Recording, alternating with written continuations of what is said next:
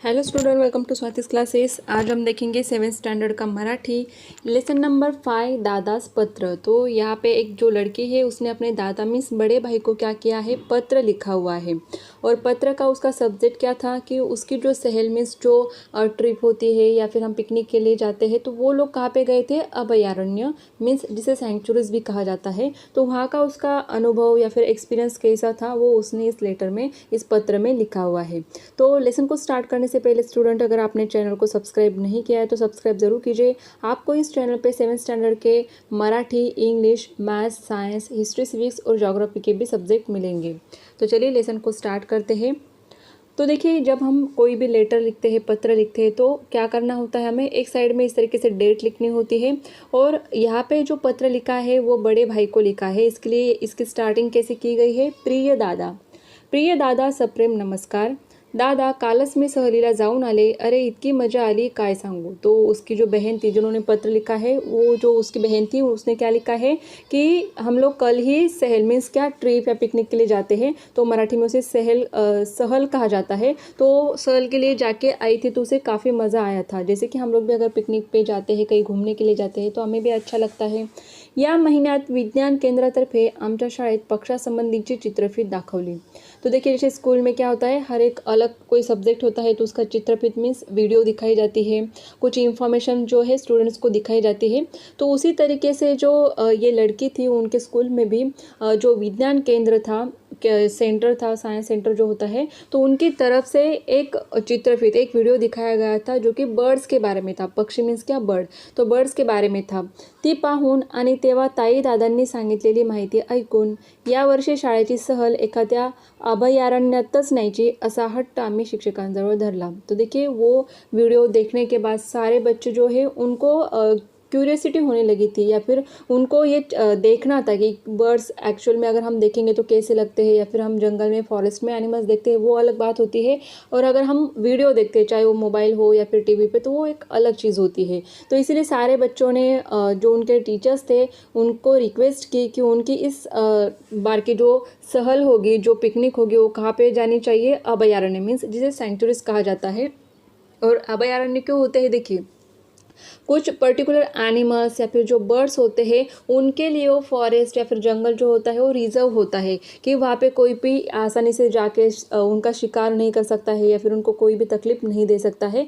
तो वो उन एनिमल्स और बर्ड्स के लिए क्या किया जाता है, रिजर्व किया जाता है। उन्हें सेंचुरीज मीन्स मराठी में उसे अभयारण्य कहा जाता है। तो सारे बच्चे चाहते थे कि उन्हें कहाँ पे जाना था, अभयारण्य में जाना था बर्ड्स को देखने के लिए। सहलीच्या दिवशी आम्ही पहाटेच निघालो।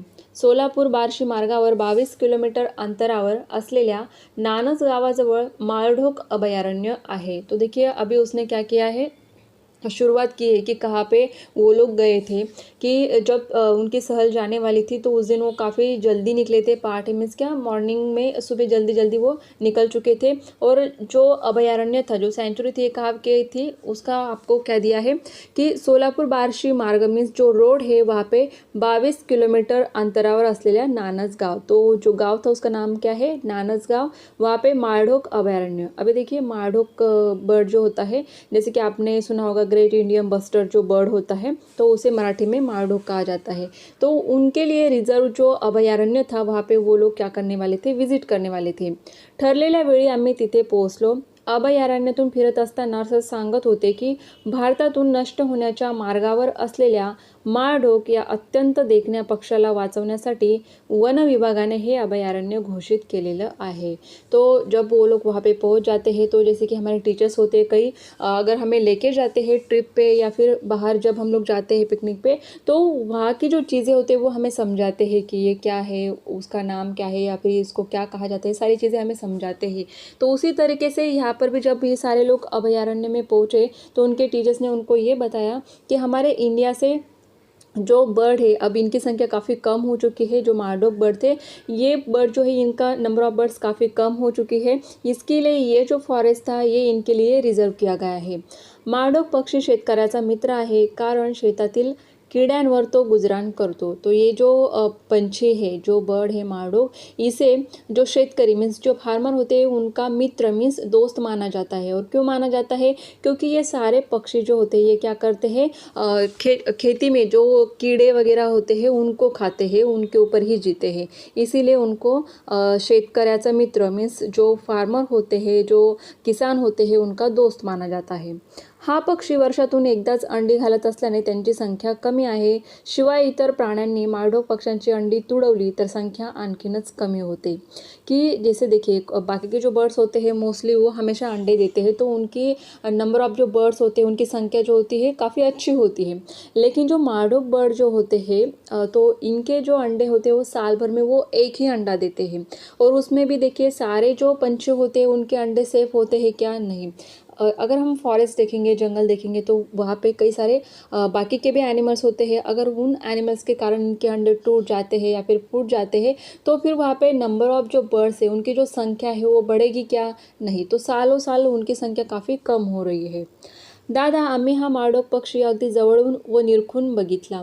तो उस लड़की ने यही कहा है, जिसका नाम आयशा है, उसने अपने दादा को कहा कि हम लोगों ने वो जो माळढोक बर्ड है उसके बारे में वीडियो में तो देखा ही था, लेकिन यहाँ पे जाने के बाद हमने काफ़ी करीब से और अच्छे से उसे देखा। काय त्याचा रंग, काय त्याची चोच, इतका देखना पक्षी मी यापूर्वी कधीही बघितला नव्हता। तो उसने यहाँ पे क्या किया है, जिस तरीके से ऑब्जर्व किया है तो यहाँ पे डिस्क्राइब किया है, एक्सप्लेन किया है उसे कि किस तरीके से वो बर्ड दिखता था, कि उसका कलर काफ़ी अच्छा था, उसकी जो चोच थी वो काफ़ी अच्छी थी और काफ़ी दिखने में वो अच्छा था, सुंदर था। माळढोक पक्ष्यांबरोबरच आम्ही चंडोल, माळ, टिटवी तसेच इतर पक्षी बघितले, पक्षीही पाहिले। क्योंकि वो अभयारण्य था, फॉरेस्ट था, तो वहाँ पे कई सारे बर्ड्स थे, तो उन्होंने कई सारे बर्ड्स जो है माळढोक के साथ साथ देखे थे। आमच्या शिक्षकांनी माळढोक पक्ष्यांचे फ़ोटो कैमरात टिपले। तो उनके जो शिक्षक टीचर्स थे, सर थे, उन्होंने क्या किया था, फ़ोटो निकाले थे उन सारे बर्ड्स के। पक्ष्यांचे फ़ोटो काढण्यापूर्वी वन खात्याची पूर्व परवानगी घ्यावी लागते, हे आम्हाला नव्यानंच समजलं। तो देखिए अगर आप इस तरीके के जो सेंचुरीज़ होते हैं या फिर ज़ू में अगर आप जाते हो तो वहाँ पे ये सारी चीज़ें अलाउड नहीं होती है। लेकिन आप सेंचुरीज़ में जाते हो, वहाँ पे अगर आपको फ़ोटो निकालने हैं तो पूर्व परवानगी मीन्स उनकी परमिशन लेनी होती है। जो वन विभाग के लोग होते हैं वहाँ पे फॉरेस्ट के, तो उनसे आपको परमिशन लेनी होती है हर एक चीज़ के लिए, तभी आप ये कर सकते हो। तो इन सारे जो बच्चे थे स्कूल के, उन्हें ये नए से पता चला था कि किस तरीके से अगर हमें पंछियों के फ़ोटो निकालने हैं तो हमें परमिशन लेनी होती है। पक्षी हा संतुलित पर्यावरणाचा अविभाज्य घटक आहे, कि जो हमारे आजू बाजू में सराउंडिंग में जो पंछी होते हैं उनके कारण हमारा जो पर्यावरण है, जो एनवायरनमेंट है वो बैलेंस रहता है। किसके कारण? जैसे कि आपने 5th 6th स्टैंडर्ड में साइंस में भी पढ़ा होगा कि जो बर्ड्स होते हैं वो क्या करते हैं, जो डेड एनिमल्स है उनके जो रिमेन होते हैं उनको खाते हैं, या फिर जो बाकी के कीड़े वगैरह होते हैं उनको खाते हैं, जिसके कारण क्या होता है, हमारा जो एनवायरनमेंट का बैलेंस है वो बना रहता है। प्रदूषण टाळण्यात बियांचं वहन करण्यात त्यांची प्रमुख भूमिका असते। प्रदूषण मीन्स पोल्यूशन जो होता है, कि जैसे अगर डेड एनिमल्स यहाँ वहाँ पड़े रहेंगे तो एनवायरनमेंट ख़राब हो जाएगा, पोल्यूशन बढ़ जाएगा, तो वो उनके कारण नहीं होता है, वो यहाँ पे हमें हेल्प करते हैं एनवायरनमेंट को क्लीन करने के लिए। और बियांचं वहन मीन्स क्या, बर्ड्स क्या खाते हैं, फ्रूट्स वगैरह खाते हैं, तो उनके कारण जो सीड्स होते हैं, बिया मीन्स क्या, जो फ्रूट के सीड्स होते हैं उन्हें बी कहा जाता है मराठी में, तो वो यहाँ वहाँ गिर जाते हैं और उनके कारण नए प्लांट्स उग जाते हैं। तो इसके कारण हम कह सकते हैं कि पंछी जो है हमारे काफ़ी मदद करते हैं हमारे एनवायरनमेंट को बैलेंस करने के लिए। आमची सहल अविस्मरणीय झाली। दादा, अभयारण्यातून फिरताना मला तुझी खूप आठवण झाली, कारण तुलाही पक्षी खूप आवडतात। तो उसने ये कहा है कि आमची सहल अविस्मरणीय झाली मीन्स क्या, अविस्मरणीय मीन्स क्या, कि जिसे हम नहीं भूल सकते, इतनी अच्छी वो उनकी सहल हुई थी। दादा, अभयारण्यातून फिरताना मला तुझी खूप आठवण आली। ऐसे उसने क्यों कहा होगा? क्योंकि उसका जो दादा था उसे भी पंछी बहुत पसंद थे। इकडे मी, आई, बाबा मजेत आहोत, तू कसा आहेस, तुझा अभ्यास कसा सुरू आहे, पत्र मिळताच तुझी खुशाली कळव, आम्ही तुझ्या पत्राची वाट बघत आहोत, तुझी बहीण आयशा।